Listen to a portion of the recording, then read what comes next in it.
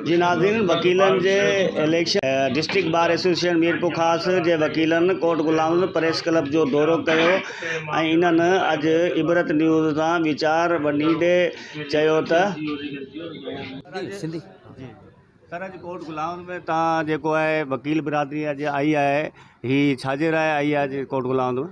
महिरबानी। ही असांजी सालियानी इलेक्शन थींदी आहे डिस्ट्रिक्ट बार मीरपुर ख़ास जी। उन सिलसिले में हर साल असां के दोस्त इज़त बि ॾींदा आहिनि ऐं ईंदा रहंदा आहियूं। ऐं असांजी UID पैनल आहे, प्लस में टैक्स बार आहे। असांजो गॾियल असांजा कैंडिडेट आहिनि, उहे असांजा हिन साल असां कंटेस्ट इलेक्शन करे रहिया आहियूं। ऐं हिकिड़ो जमहूरी प्रोसेस आहे, डेमोक्रेटिक वे जे हवाले सां हर साल असां पंहिंजे बारनि में इलेक्शन कराईंदा आहियूं। उन तसलसल आया आहियूं ऐं असांजी UID पैनल जी इंशाल्लाह वरी फतह थींदी।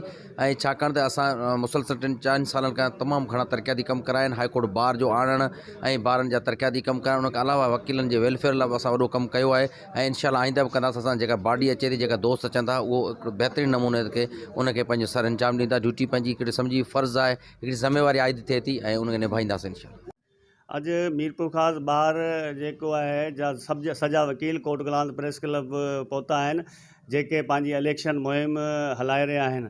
ऐं इन्हनि जो चवणु आहे त असां माज़ी में जेको आहे वकीलनि लाइ तमामु घणी ख़िदमतूं कयूं आहिनि ऐं हाई कोर्ट जो क़याम मीरपुर ख़ास में ऐं जेके बेसहारा जेके बेवाऊं आहिनि, ग़रीब आहिनि, उन्हनि जा केस जेको आहे फ्री में विढ़नि ऐं इन खां वधीक ऐं हिन समेत ॿिया जाम एतिरा अहिड़ा कम आहिनि जेके आवाम जी फलाह बहबूद लाइ आहिनि। इलेक्शन में खटी इहो पंहिंजी ख़िदमतनि खे जारी रखंदासीं।